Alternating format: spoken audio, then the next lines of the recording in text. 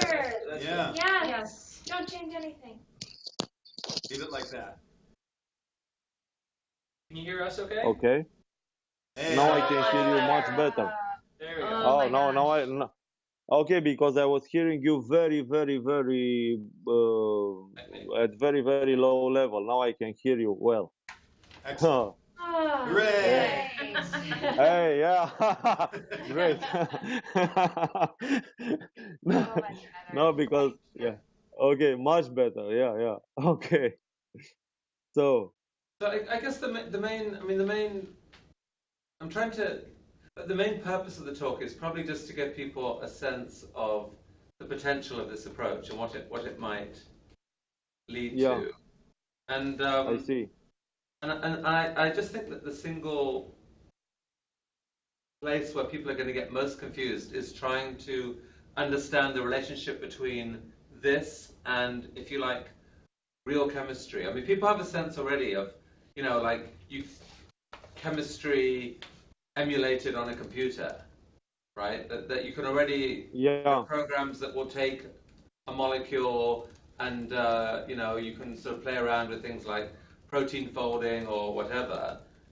How is this different? And so explaining that the level of abstraction of this is that's part of it, and then why that matters and leads to these new ideas. I mean, I definitely think the opening story is intriguing, of how if you can um, convert a biological question or riddle into digital space, you can then play with it and find solutions you more quickly than you could in the real world.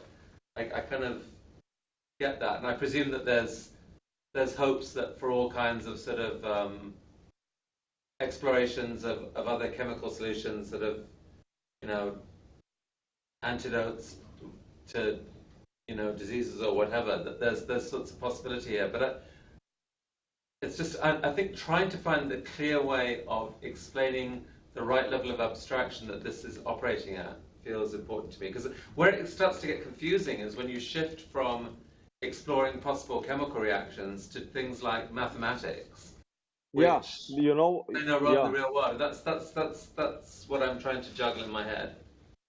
Because so the idea is that uh, you can so in this approach um, you can treat molecules. Suppose we can translate them from real to digital.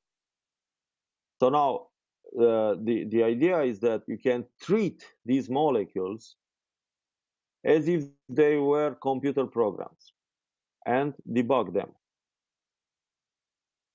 So, but what does it means to treat a molecule, which is an assembly of atoms? There's a lot of, I don't know, quantum mechanics involved. It's hugely complicated, and it has nothing to do. It's a thing. It's an object. It doesn't do anything by itself. It does only by chemical reactions with others. So, what is the meaning of this? To turn a molecule into a computer program. In what sense can we see one as the other? And the answer is somehow simple. Is that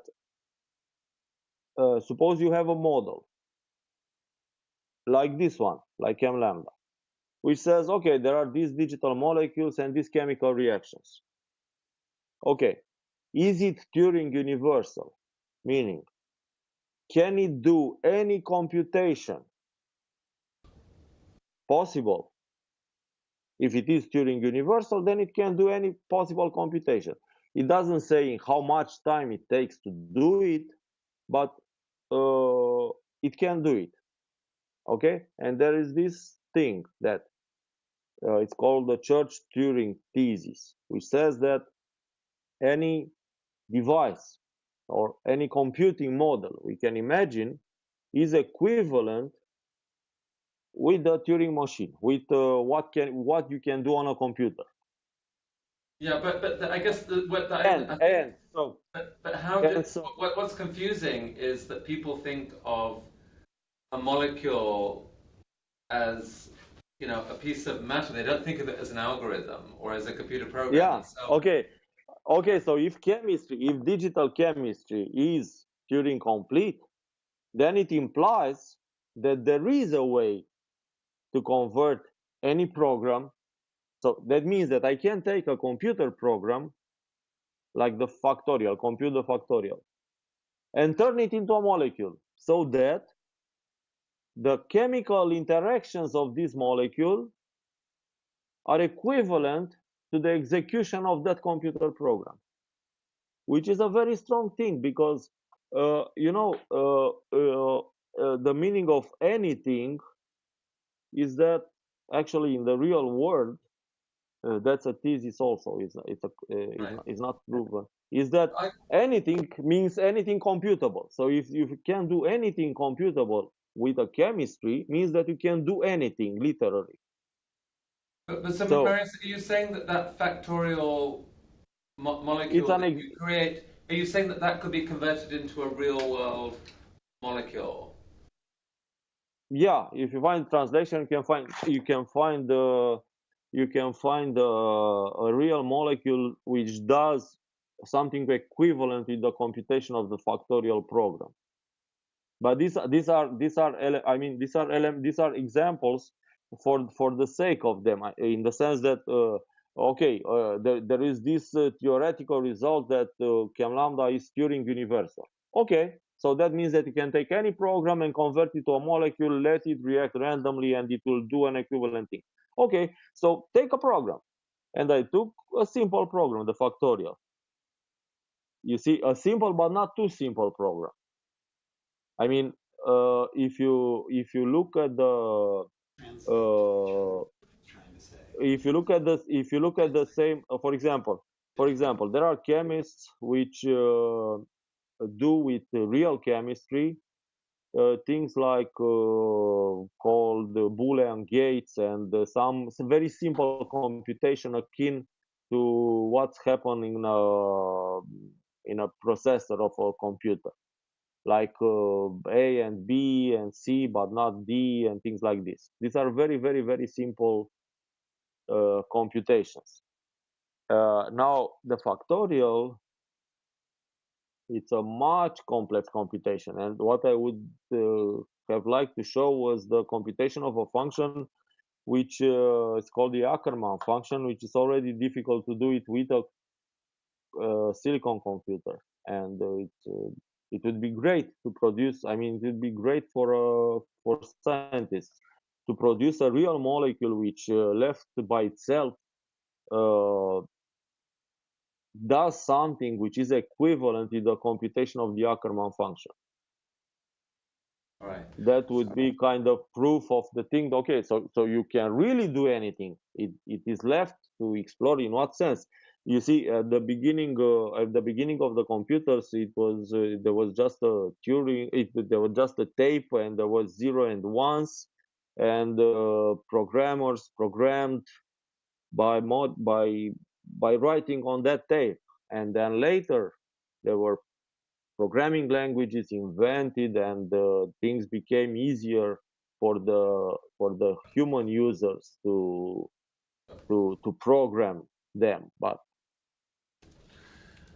So at the Marius, beginning, I'd like yeah, to. Here's what I'd like to recommend. I think this sometimes happens when someone's doing really extraordinary work to try and find the right level of translation to a general audience. It's a very challenging task to do that.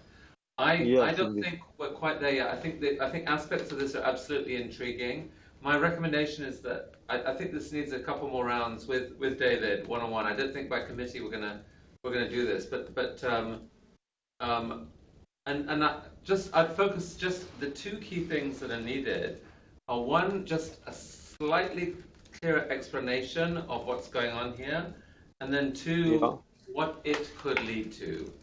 And if you can achieve both those things in this talk, it'll be successful. It's very intriguing, and I'm kind of I want to understand it, but I'm not there yet. I think that's probably the best way. Okay, thanks. So Forward. I'll try it. Okay. Thanks so much, Marius. Thank You and you. I, Thank you very much for the input. you and I get to get back on TV together. Yeah. I will be away until July 29, maybe 30. Oh, starting when? Yeah. Starting from 19, from From the the day after 19th? tomorrow. Okay. Yeah. Well, we better Yeah. talk So tomorrow then. tomorrow, we can talk tomorrow. Yeah, of course. Okay. Okay. Great. Okay, Thank you. Thank you. but if you send me written notes, I can think about them, and I shall Okay. continue to modify the script anyway. Okay, thank Okay. you. Marius, Perfect. thank you Thanks a so lot. much. It's been lovely. Thank you. For me too, it's great. Okay. Okay. Bye-bye. Take Bye. good care. No, it's great because I learned to communicate. All right. Take care. That's true, Treat yeah. for us as well. Okay, you too. Thank Bye. you. Have a Thank nice you. day. Bye.